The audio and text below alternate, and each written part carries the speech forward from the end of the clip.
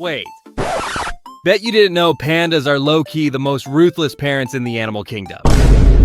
When pandas give birth to twins, they usually choose one to raise.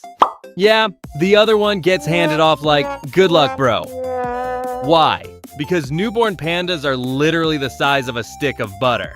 Mom pandas can barely keep one alive. So they min-max parenting. Survival mode. In the wild, the second cub usually doesn't make it. In zoos, though, humans do a sneaky cub swap. She raises both, just not at the same time. Send this to a friend who'd also choose one responsibility and ghost the rest. Nature said, balance patch required.